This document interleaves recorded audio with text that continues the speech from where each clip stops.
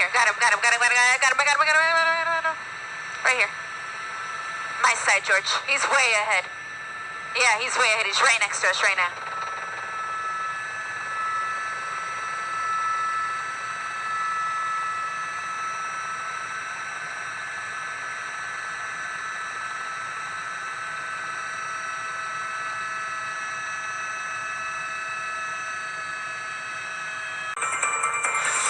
We are following breaking news now at 4:30. Ventura County Sheriff's Deputies are in pursuit. That's right. Gil Levis in Sky 5 overhead with details. Gil. John and Sam, it's a high-speed chase, 120 miles an hour at one point. We're about 97, almost 100 miles an hour right now. Heavy traffic. We're eastbound on the 118 freeway.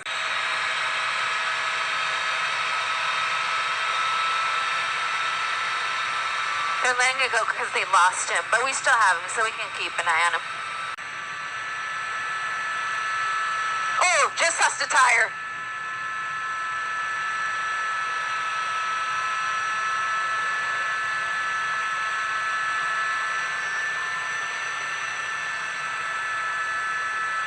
It happened so quick, I couldn't tell if it came off the vehicle or not. It looks like he's going to be exiting here, Jim. He's going to be exiting the freeway here. This is going to be at Tapo Canyon. Hard on the brakes. He hits the brakes. That car is disabled likely. Oh no, the car's going to roll away. Two suspects running.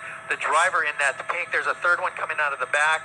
We're going to stick with the driver right there, and he's going southbound away from the freeway into a neighborhood here and jumping a fence. They're all three going to stick together here, and we should be seeing the airship coming up overhead. Let me come out to a wider shot. They're all in this backyard. This is going to be off of Woodhaven, and they're running still together in that backyard, maybe trying to get into the shed. One's going into the shed, and the second one's going into the shed. The driver there, he's going to go in the shed. All three in the shed here. So again, this is off of Woodhaven, just south of the 118 freeway. The suspects pulling over abruptly, jumping out and running into the shed. We have yet to see them come out. So we have they're peeking out right there. They open the door for a brief second, and now back in. I'm sure police are aware of our shot here, and here we are. So exactly as we thought, police arriving now. This should be, it was Ventura County Sheriff's that was in pursuit, but this is Moorpark Police that is pulling up now. And several units here pulling up now. We've got a couple of motor officers. So these young men that are hiding in the shed are clearly outnumbered here. They're in a cul-de-sac. It's going to be tough for them to get away. If they try to run back to the vehicle, it's a vehicle that's missing a tire, so it's not going to be able to go much longer than that. I don't see a real sense of urgency at this point. It looks like they have officers where they want them. Eliana, any idea whether they have an officer near that car? Because we noticed that those three hopped over that fence down the embankment. Yes. There you go. There we go. Yeah, there you go, Michael. That sheriff's unit right behind the vehicle, because that's another thing. They hadn't had a chance to clear the car. Sometimes, in some situations, one person will stay in the car. They decide they don't want to run, so they stay with the vehicle, and then they're taken into custody. So that is one thing they had to do, was to clear the vehicle, make sure no one was inside.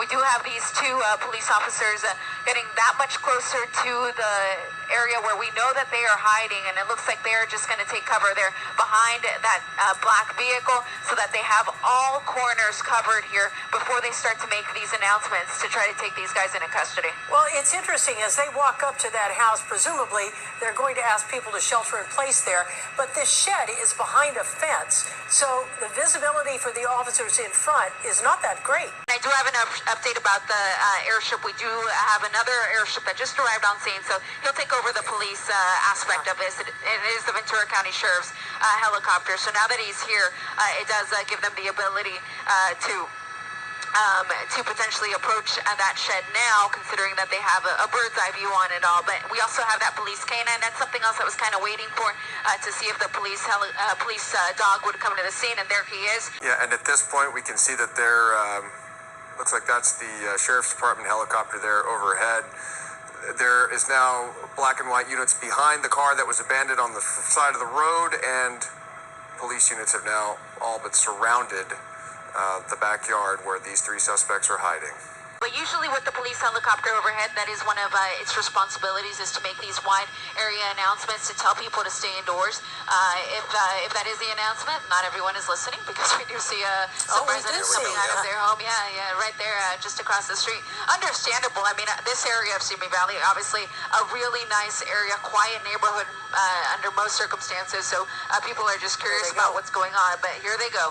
So officers approaching now with the shield. This is the Sheriff's Department, and then Moorpark Police is in the back there. You can tell the difference by their uniform. So the tan and green, that's going to be the Sheriff's Department, approaching with the shield. So let's see what they do. If they're simply just going to try to open the gate here to give them a little bit better vantage point, or if they're going to try to just go ahead and get into that shed. But for now, we see them at least opening the gate. That, of course, will give them a little bit better line of sight. And it looks like that is the plan for now, at least just be able to see that shed. And that gate is now open. Those officers are retreating. Yeah, at this point, there we go. The door is opening. So it looks like we are going to get some compliance. You were absolutely right, Michael.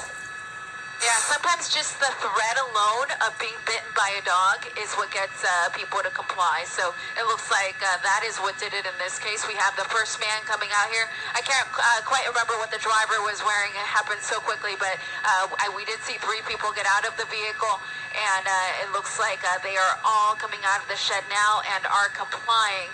And going to be laying down there in that front yard. But one of the things that officers will do is just to try to get them to scoot away from each other. So they could potentially have this young man that just came out walk a little bit further, walk even towards them perhaps. And then when they feel the time is right, they will approach each one individually, take them into custody. The car has already been cleared, and it looks like we're going to end up with 3